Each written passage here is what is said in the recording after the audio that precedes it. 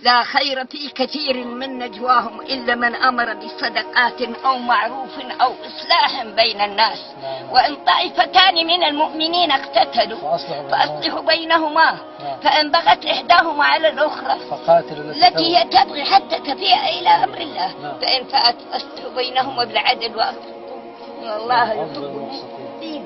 إنما المؤمنون إخوة فأصلحوا بين أخويكم واتقوا الله وأعدوا لهم ما استطعتم من قوة ومن رباط الخيل ترهبون به عدو الله وعدوكم. يوم حرب حزيران الشاطرة اللي بدها تخبي ابنهم يلقون عروس ما بدناش يروحوا، أما يوم جتكم مصاري أمريكا وسلاح أمريكا بدكم تقتلوا بعضكم.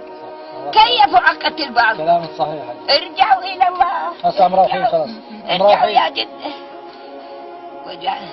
ولقد أهلكنا القرون من قبلكم لما ظلموا وجاءتهم رسلهم بالبينات وما كانوا ليؤمنوا كذلك نجزي القوم المجرمين.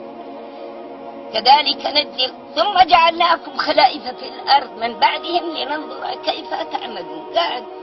بعدين إن الذين كذبوا بآياتنا واستكبروا عنها لا تفتح لهم أبواب السماء ولا يدخلون الجنة حتى يلج الجمل في سم الخياط وكذلك نجزي المجرمين. لهم من جهنم مهاد ومن فوقهم غواش وكذلك نجزي الظالمين. ارجعوا يا جدة لا وراها انت نبي بده يحضر عليكم شان